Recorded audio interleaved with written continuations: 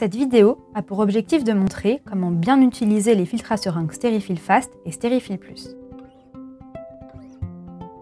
Les filtres Steri-Fill constituent une avancée importante en réduction des risques liés à l'injection de drogue. Ils offrent une très haute performance de filtration qui protège contre l'injection de particules insolubles, de champignons ou de bactéries, selon qu'il s'agit du Steri-Fill Fast ou du Steri-Fill Plus. Bien que différents dans leur capacité filtrante, ces filtres s'utilisent tous les deux de la même façon.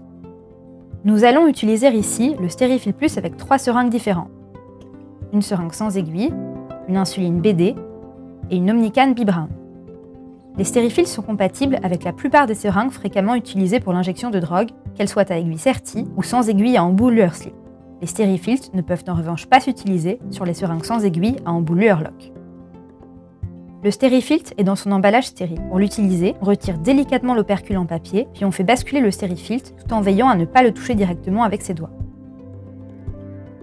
On place ensuite la seringue, toujours sans toucher le filtre, pour éviter la contamination par les bactéries présentes sur les mains. Pour s'assurer de la bonne étanchéité entre le filtre et la seringue, on visse la seringue, le filtre est maintenant correctement positionné.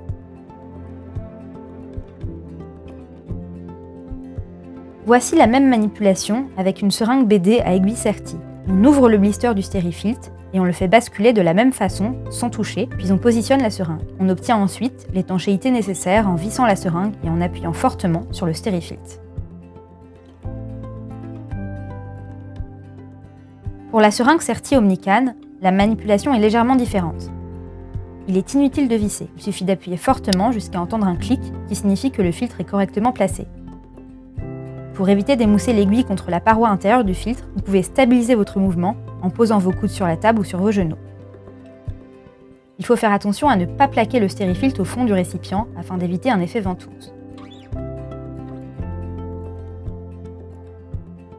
On filtre ensuite la solution en tirant lentement sur le piston. On obtient une solution filtrée et limpide sans altération du produit actif.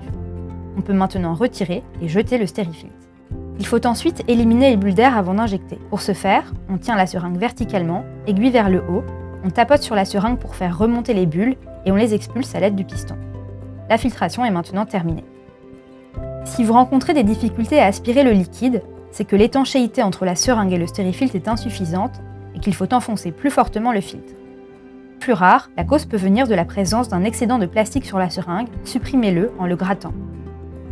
Il est important de se rappeler que le changement de méthode de filtration n'est pas évident pour tout le monde. Essayez le Steri-Fill d'abord avec de l'eau, au calme et avec du temps, aide à son adoption. La filtration n'élimine pas les virus. La seule façon d'éviter les transmissions virales est de ne jamais partager son matériel. L'utilisation d'un Steri-Fill, même le Steri-Fill Plus, ne suffit pas à garantir une injection sans risque infectieux. Il est recommandé de toujours se laver les mains, d'utiliser du matériel stérile à usage unique, de désinfecter le site d'injection et de ne pas lécher l'aiguille. Pour en savoir plus, rendez-vous sur notre site internet ou consultez nos autres vidéos.